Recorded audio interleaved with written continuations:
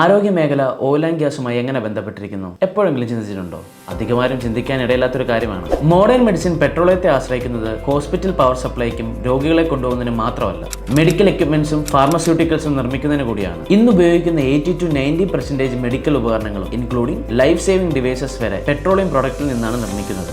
ഹൃദയവാൽവുകളും കൃത്രിമ അവയവങ്ങളും വരെ പെട്രോളിയത്തിൽ നിന്ന് നിർമ്മിക്കുന്നതാണ്. മാത്രമല്ല, മെഡിക്കൽ പേഴ്സണൽ യൂസിനുള്ള ക്ലീനിങ് ആൻഡ് സേഫ്റ്റി പ്രോഡക്ട്സ് വരെ ഇതിൽ ഉൾപ്പെടുന്നു. ആസ്പിരിനിലും മറ്റ് ഫാർമസ്യൂട്ടിക്കൽസിലും പെട്രോളിയം അടങ്ങിയിട്ടുണ്ട്. കൂടാതെ സെഡേറ്റീവ്സ്, ആന്റിബാക്ടീരിയൽ സോപ്പുകൾ നിർമ്മിക്കാനും ഇവ ഉപയോഗിക്കുന്നു. ഇനി മെഡിക്കൽ ഡിവൈസിന്റെ കാര്യമെടുത്താൽ ഇൻസുലിൻ പേനകൾ, ഇൻഫ്യൂഷൻ ബാഗുകൾ, ഫേസ് മാസ്ക്, സിറിഞ്ചുകൾ ഇവയ്ക്കെല്ലാം പൊതുവായ ഒരു കാര്യമുണ്ട്. ഈ ഉൽപ്പന്നങ്ങളെല്ലാം പ്ലാസ്റ്റിക്കുകൾ അഥവാ പോളിമറുകൾ കൊണ്ടാണ് നിർമ്മിച്ചിരിക്കുന്നത്.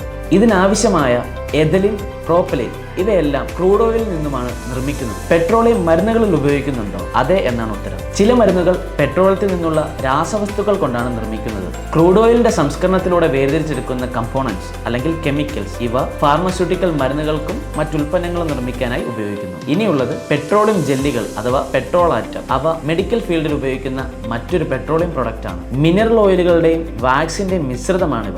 ചെറിയ മുറിവുകൾ ഈർപ്പമുള്ളതാക്കി പെട്ടെന്ന് മുറിവ് ഉണങ്ങാൻ സഹായിക്കുന്നു. വാസലിൻ ഇതിനൊരു ഉദാഹരണമാണ്. മെഡിക്കൽ സപ്ലൈകളിൽ പ്രധാനമായും പെട്രോളിയം അടങ്ങിയിട്ടുണ്ട്. ഫോർ എക്സാമ്പിൾ പ്ലാസ്റ്റിക് ഇതൊരു പെട്രോ കെമിക്കൽ ഉൽപ്പന്നമാണ്. ഇത് മെഡിക്കൽ ഡിവൈസിന്റെയും സപ്ലൈസിന്റെയും പാക്കിങ്ങിനായിട്ട് ഉപയോഗിക്കുന്നു. കൂടാതെ ഏതാണ്ട് 99% ഫാർമസ്യൂട്ടിക്കൽസിലും പെട്രോ കെമിക്കൽസ് അടങ്ങിയിട്ടുണ്ട്. ഇതുപോലെ നിരവധി ഇൻഡസ്ട്രികളിലാണ് ഓയിൽ ആൻഡ് ഗ്യാസ് നേരിട്ടോ അല്ലാതെയോ പങ്കുവഹിക്കുന്നത്.